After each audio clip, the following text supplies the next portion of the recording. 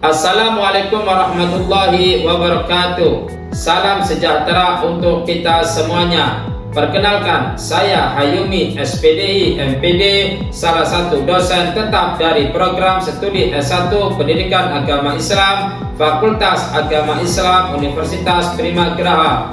Video ini dibuat untuk memenuhi salah satu syarat mengikuti sertifikasi dosen tahun 2026 tentang pernyataan diri dosen dalam unjuk kerja Tridharma Perguruan Tinggi atau PDD UKT PT, khususnya pada aspek pengajaran.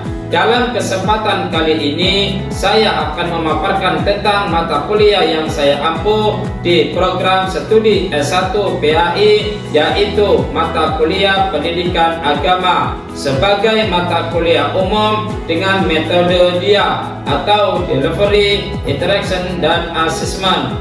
Saya akan memulai untuk menjelaskan deskripsi dan informasi umum dari mata kuliah Pendidikan Agama. Mata kuliah Pendidikan Agama bertujuan membantu mahasiswa memantapkan kepribadiannya agar secara konsisten mampu mewujudkan nilai-nilai dasar keagamaan dan kebudayaan, rasa kebangsaan dan cinta tanah air sepanjang hayat dalam menguasai, menerapkan, dan mengembangkan ilmu pengetahuan, teknologi, dan seni yang dimilikinya dengan rasa tanggung jawab sesuai dengan tuntunan dan ajaran agama Islam dalam kehidupan sehari-hari. Mata kuliah Pendidikan Agama merupakan mata kuliah umum bagi mahasiswa semester 1 pada program studi S1 Pendidikan Agama Islam Universitas Prima Graha. Mata kuliah Pendidikan Agama ini memiliki dua bobot SKS. Adapun bahasa pengantar yang digunakan yaitu bahasa Indonesia. Capaian pembelajaran lulusan atau CPL program studi S1 Pendidikan Agama Islam yang dibebankan pada mata kuliah ini diantaranya yaitu 1. Bertakwa kepada Tuhan Yang Maha Esa dan mampu menunjukkan sikap religius. 2. Menunjukkan tinggi nilai kemanusiaan dalam menjalankan tugas berdasarkan agama, moral, dan etika. 3. Menguasai pengetahuan dasar-dasar keislaman sebagai agama rahmatan lil alamin. 4. Mampu menerapkan pemikiran logis, kritis, sistematis, dan inovatif dalam konteks pengembangan atau implementasi ilmu pengetahuan dan teknologi yang memperhatikan dan menerapkan nilai humaniora yang sesuai dengan bidang keahliannya. 5. Mampu memfasilitasi pengembangan potensi keagamaan peserta didik untuk mengaktualisasikan kemampuan beragama dalam kehidupan nyata di kampus dan di masyarakat. Untuk capaian pembelajaran mata kuliah atau CPMK pada akhir perkuliahan ini yaitu dalam pembelajaran mahasiswa mengetahui konsep manusia dan alam semesta, agama Islam dan sumber ajaran agama Islam, keimanan dan ketakwaan, konsep akhlak dalam agama, kerukunan antar umat beragama, agama masyarakat dan budaya, iptek dan seni dalam Islam, pembinaan keluarga dalam Islam, mawaris dalam Islam, sholat dan kesolehan sosial, agama dan hukum, masyarakat madani, dan sejarah perkembangan Islam di Indonesia. Referensi yang digunakan di mata kuliah Pendidikan Agama bersumber dari buku maupun artikel jurnal yang relevan. Adapun sistem pembelajaran di mata kuliah Pendidikan Agama dilaksanakan secara tatap muka dengan menggunakan metode pembelajaran aktif yang mengutamakan peran dan keaktifan mahasiswa.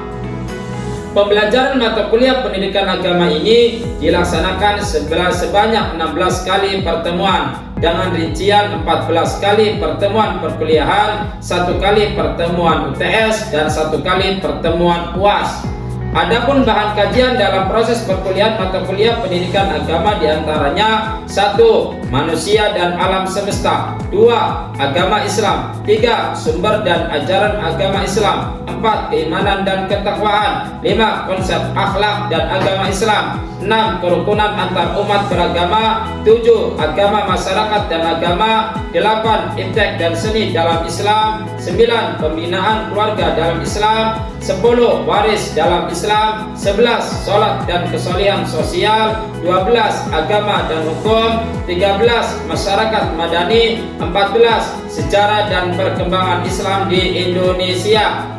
Selanjutnya, untuk evaluasi hasil pembelajaran atau sistem penilaiannya mengacu pada standar mutu penilaian pembelajaran yang ditetapkan oleh Universitas Bhimagraha pada tanggal 13 November 2020 dengan kode dokumen 01-SPMI/04-11 Romawi/2020, di mana terdapat 5 aspek penilaian, diantaranya kehadiran, tugas, kuis, UTS, dan UAS. Masing-masing aspek ini memiliki bobot yang berbeda, yang dimana kehadiran memiliki bobot 10%, tugas memiliki bobot 15%, kuis memiliki bobot 5%, ujian tengah semester memiliki bobot 30%, ujian akhir semester memiliki bobot 40%. Demikian informasi yang bisa saya sampaikan mengenai mata kuliah pendidikan agama untuk mahasiswa program studi S1 Pendidikan Agama Islam Fakultas Agama Islam Universitas Bhimagraha. Berikutnya cuplikan dari proses pembelajaran yang saya lakukan secara tatap muka. Selamat menyaksikan. Assalamualaikum warahmatullahi wabarakatuh. Waalaikumsalam. Alhamdulillah wassalatu wassalamu ala rasulillah wa ala alihi wa sahbihi ajma'in. Apa kabar semuanya? Alhamdulillah baik. Ya, teman-teman semua, hari ini kita kembali lagi pada mata kuliah pendidikan agama Islam, yaitu pertemuan yang kelima, yaitu dengan materi konsep akhlak dalam agama Islam.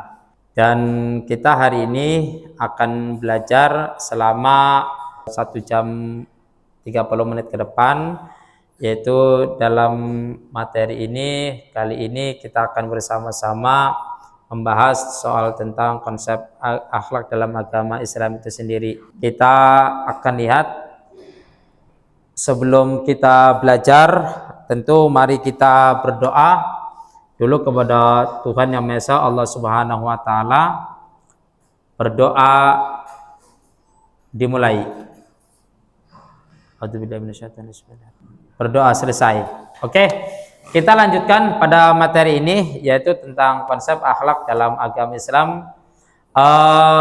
Teman-teman semua, kita kita akan lihat materinya di sini. Ada yang tahu soal konsep akhlak dalam agama Islam itu apa? Itu akhlak? Ada yang tahu?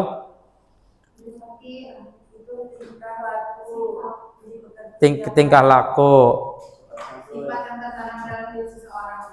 Apa? Perilaku yang tertanam di dalam diri seseorang. Dalam diri seseorang. Akhlak itu apa? Sopan santun. Sama apa? Ramah. Budi pekerti. Oke. Jadi akhlak itu ada sopan santun, ada tata krama, ada budi pekerti, dan juga ada perilaku yang tertanam di dalam diri seseorang. Oke, kita lihat pengertian akhlak ini. Akhlak itu, kalau kita ingin lihat, ini berasal dari kata khulukun yang berarti budi pekerti, perangai, tingkah laku, atau juga tabiat. Ini adalah yang tertanam di dalam sifat diri manusia. Itu tentang akhlak. Apa sih yang melekat pada jiwa manusia, soal karakter, soal apa yang pada diri kita, sehingga melahirkan perbuatan-perbuatan yang melalui itu proses pemikiran, lalu juga pertimbangan, atau juga tindakan ataupun juga soal hal-hal soal ketangkasan yang ada pada diri seseorang tersebut. Itulah jadi akhlak itu adalah soal bagaimana dia terkait budi pekerti apa yang ada di dalam dirinya. Jadi seperti itu. Secara bahasa itu bahwa akhlak itu adalah soal tabiat, kebiasaan kita nih, kebiasaan baik buruk kita gitu tuh, atau juga tentang marwah yang melekat pada diri seseorang secara alamiah dan juga konsisten. Jadi sifatnya itu kepada karakter tuh, pada diri kita. Maka itulah yang disebut dengan pengertian akhlak itu secara bahasa. Lalu secara istilah itu apa sih akhlak itu? Secara istilah akhlak itu adalah tentang kondisi batin yang telah mendarah daging ya pada diri kita sehingga itu melahirkan respon perilaku baik ataupun juga buruk secara spontan. Makanya di sini itu ada secara istilah itu kita lihat ada inner, ada respon perilaku dan juga ada spontan dan otomatis. Itu udah pasti, itu udah melekat tuh karakter seorang itu. Secara spontanitas kita akan menyatakan, mohon maaf, ada yang perkataannya baik, kamu baik sekali, atau kamu ada perkataan-perkataan yang buruk begitu, yang tidak boleh disampaikan kepada orang lain, tapi itu melekat tiba-tiba saja gitu tuh, perkataan buruk itu keluar gitu tuh. Maka inilah yang terjadi sehingga spontanitas secara istilah itu pengertian akhlak. Makanya inti daripada akhlak itu sendiri adalah sebuah nilai yang menyatu di dalam diri kita, bukan hanya sekedar soal perilaku, tapi juga itu sesuatu yang memang alamiah. Akhlak itu sesuatu yang ada pada diri kita yang melalui pikiran, tindakan, kata-kata, semuanya itu yang terjadi secara spontan dan juga secara konsisten. Ya, jadi seperti itu. Oke, kita next lanjut. Di sini ada soal tentang dalil kewajiban akhlak itu. Apa sih? Karena akhlak itu menempati kedudukan yang sangat tinggi. Jadi antara akhlak dengan ilmu itu kedudukannya adalah tinggi akhlak. Ilmu itu turun setelah akhlak. Makanya Rasulullah SAW ketika diutus di muka bumi ini itu bukan untuk menyebarkan soal ilmu, tapi Nabi Muhammad itu diutus di dunia ini untuk menyebarkan akhlak. Sini itu ada dasar hukum dari Al-Quran di dalam surat Al-Qalam yang berbunyi wa innaka la'ala khuluqin adim. Maka ini dalil Quran di dalam Quran surat Al-Qalam itu bahwa sesungguhnya Muhammad itu benar-benar memiliki budi pekerti yang amat sangat baik. Karena di dalam hadis yang diriwayatkan oleh Imam Ahmad dan Imam Baihaqi itu menjelaskan bahwa innama bu'istu li utammima makarimal, bahwa aku diutus di dunia ini, kata Nabi Muhammad, saya ini diperintahkan untuk menyempurnakan akhlak seseorang. Jadi itu, bayangkan di zamannya Nabi Muhammad, orang itu Masya Allah, akhlaknya itu, etikanya itu, tata keramanya, sopan santunnya, itu semuanya di luar nalar. Ada salah satu sahabat ketika dia belum masuki Islam, kita sebut saja namanya Umar bin Khattab. Dia menguburkan anak perempuannya secara hidup-hidup. Itu juga adalah bagian daripada akhlak. Makanya Rasul itu diutus itu untuk itu. Lalu juga yang keduanya, selain menyebarkan Islam, banyak di antara mereka itu yang tidak berdasar dan tidak berakhlak itu. Maka inilah yang paling penting di dalam kehidupan kita, salah satunya bahwa kita ini akan dianggap mulia, akan dianggap keren, akan dianggap hebat oleh orang lain ketika akhlak kita itu, ketika budi pekerti kita itu dinilai oleh orang lain juga hebat. Itu siapa sih orangnya? Contoh Hamid. Hamid sopan sekali sih. Orang tidak akan melihat kamu sejauh mana kepintaran kamu, Hamid, sejauh mana tinggi ilmu kamu. Yang dilihat bukan itu, tapi seberapa jauh ketika kita ketemu dengan guru, ketemu dengan orang tua, ketemu dengan kawan sejawat, maka dia akan mengatakan Assalamualaikum, dan dia hormat, menghormati yang tua, memuliakan orang tuanya, menghargai sesama temannya. Itulah yang disebut dengan orang yang memiliki budi pekerti yang baik. Begitu ya. Maka salah satu tanda kebahagiaan kita yang sejati adalah akhlak yang baik, bukan hanya membawa manfaat kita di dunia, tetapi juga itu menjadi bekal kita menuju kebahagiaan kita di akhirat. Karena itulah akan menjadi investasi spiritual kita untuk menghadap Tuhan Allah Subhanahu wa Ta'ala. Jadi begitu. Oke, kita lanjut. Ini nih misi utama kenabian itu. Adalah salah satunya bagaimana misi daripada utama kenabian itu, Nabi Muhammad SAW, salah satunya adalah tugasnya untuk menyempurnakan akhlak. Karena di dalam hadis riwayat Ahmad yang tadi saya sampaikan dan juga Imam Baihaqi, Rasulullah SAW bersabda, "Innama bu'istu liutammima makarimal akhlak." Sesungguhnya aku diutus di dunia ini hanya untuk menyempurnakan akhlak.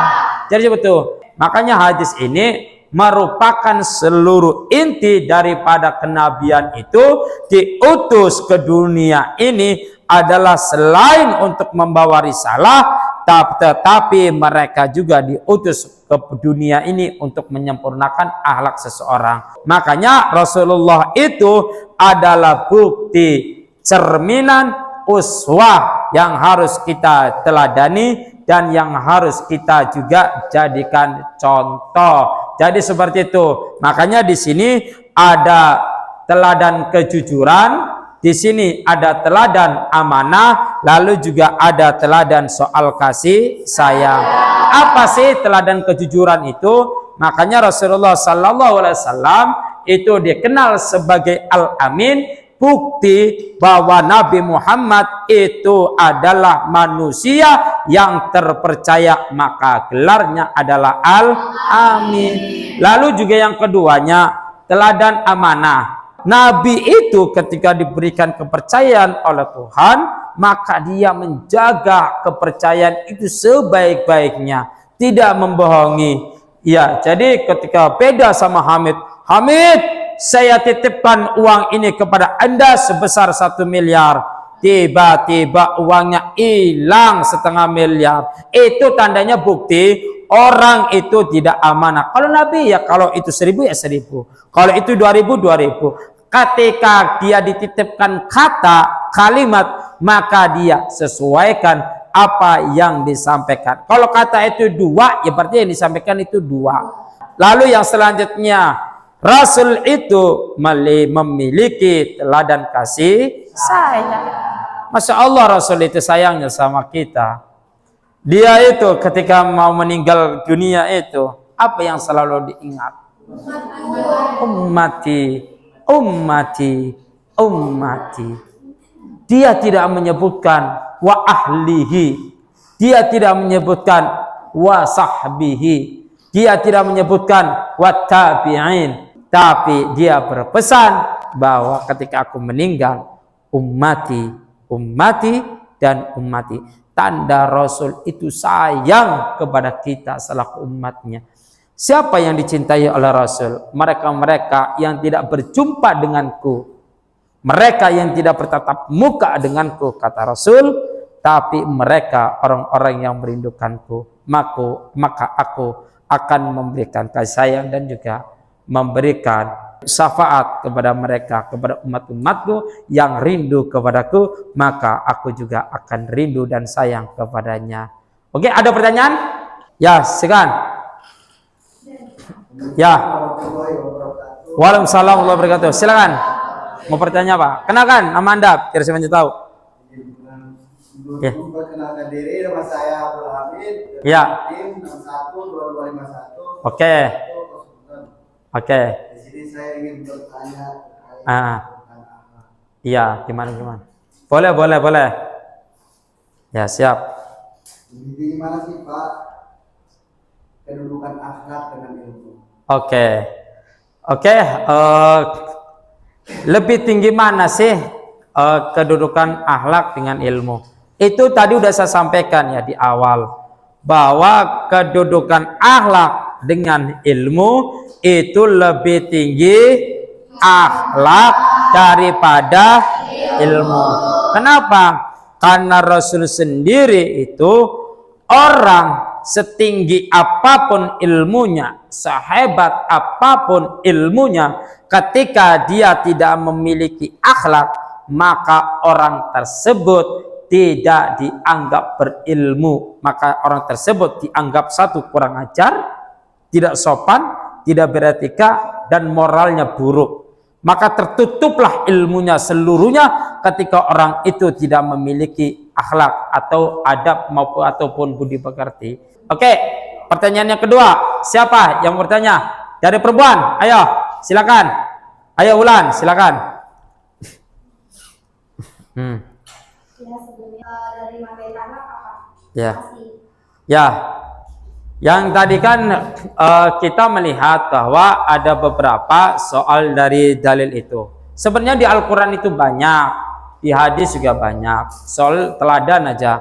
Kita di dalam Quran surat Al-Ahzab juga ada tuh kalimatnya. A'udzubillahi minasyaitonirrajim. Bismillahirrahmanirrahim. Laqad kana lakum fi Rasulillahi uswatun hasanah. Salah satunya itu. Lalu juga di dalam Quran surat Al-Qalam tadi, wa innaka la'ala khuluqin hakim.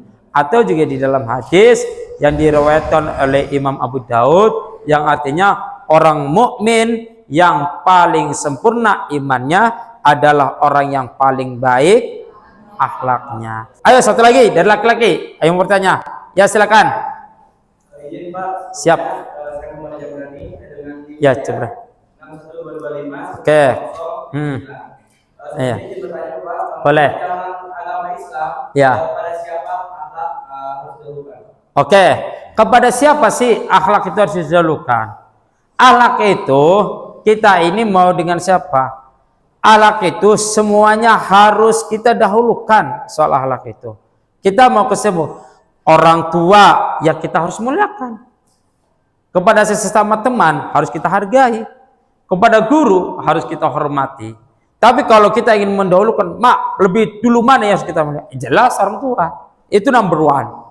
Lalu orang tua kedua siapa? Guru, dosen.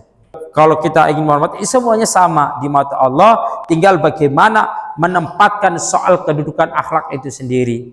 Kita menghormati orang tua kita wajib kita muliakan. Wajib kita ta'dimi. Guru dan dosen pun juga sama. Ya, karena kata Sayyidina Ali di dalam kitab Ta'limut Ta'alim itu mengatakan bahwa man alamani harfan wahidan insya aba'a, dan juga wa insya istaqa wa insya istaraqa. Kata Ali apa? Barang siapa yang mengajarkan ilmu kepadaku, walaupun itu hanya satu hari, walaupun itu hanya satu huruf, maka aku rela dijual. Kata Ali begitu.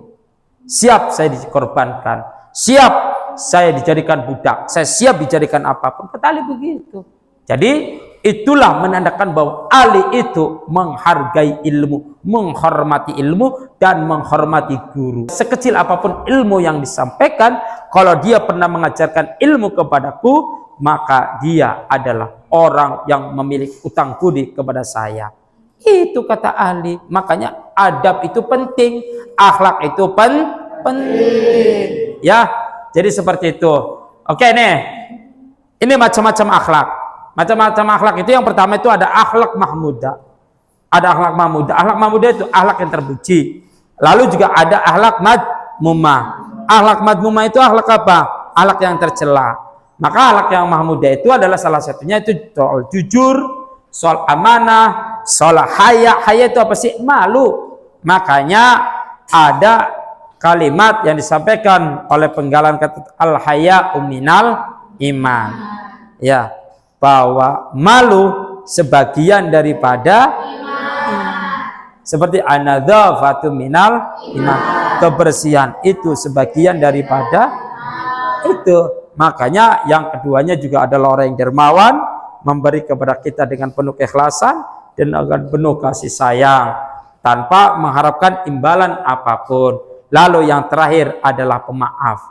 Orang yang paling pemaaf itu yang paling penting itu. Jadi ketika akhlak mahmudah itu yang paling penting, seberapapun kita benar, ketika kita menjadi manusia yang pemaaf, alangkah baiknya sebelum ia meminta maaf, maka aku akan memaafkannya terlebih dahulu. Itu yang paling penting itu begitu. Lalu akhlak majmumah itu adalah sebaliknya. Apa sih akhlak majmumah itu sebaliknya? Marahnya berlebihan. Salah sedikit ngamuk, salah sedikit emosi. Apa sih kamu berantem ayo? Lalu yang selanjutnya sombong. Baru punya harta sedikit aja udah sombong, banyak kaya, beli iPhone. Kelasnya masih mahasiswa, sohor. Saya ajak, alhamdulillah itu iPhone. iPhone. Harga 2.500. Enggak. Yang selanjutnya adalah zalim. Zalim itu apa? Zalim itu menyakiti perasaan orang. Hati-hati. Ya. Jadi orang yang menyakiti perasaan orang itu adalah mereka orang di mana dia merasa dirinya paling hebat, dia menyakiti perasaan orang dengan membicarakan akhlak tercela adalah penyakit hati yang harus diobati dengan taubat dan juga latihan spiritual. Hanya itu. Ya. Oke. Jadi itu pertemuan kali ini kesimpulannya adalah, jadi teman-teman semua bahwa kita sebagai seorang insan kamil, ya, sebagai insan yang diberikan akal oleh Allah Subhanahu wa taala, maka kita dahulukan akhlak dari apapun. Dahulukan kejujuran, dahulukan kebaikan, dahulukan pemaaf, dahulukan amanah, dahulukan kata-kata yang indah atau sedih, dahulukan apapun itu agar menjadi diri kita itu lebih baik, baik itu di hadapan Allah maupun juga di hadapan makhluk atau kita sebagai manusia. Itu yang paling penting, ya. Jadi akhlak itu bukan hanya sekedar soal teori, tapi akhlak itu adalah soal bagaimana kita tindakan, perbuatan sebagai seorang muslim, sehingga itu bisa kita lakukan setiap hari, setiap menit, setiap detik. Jadi itulah perjalanan akhlak itu bukan hanya soal teori, tapi soal tindakan atau perbuatan yang kita lakukan. Oke, itu saja dari saya. Terima kasih atas segala perhatian. Ya, mohon maaf, sampai jumpa lagi di minggu yang akan datang dengan materi selanjutnya. Terima kasih atas segala perhatian. Sekali lagi, mohon maaf atas segala kekurangan. Apa yang Pak Haymi sampaikan, kalau itu kebaikan datangnya dari Allah, kalau keburukan itu datangnya dari Pak Haymi sendiri. Oke? Ya, jadi teman-teman belajar lebih giat, belajar lagi lebih baik. Yuk terus tingkatkan ilmu kita, tapi juga jangan lupakan diri kita soal akhlak. Yuk tanamkan kebaikan-kebaikan yang ada di dalam diri kita. Itu saja, terima kasih. Hadanallahu wa iyyakum ajmain. Ihdinas siratal mustaqim. Assalamualaikum warahmatullahi wabarakatuh. Waalaikumsalam.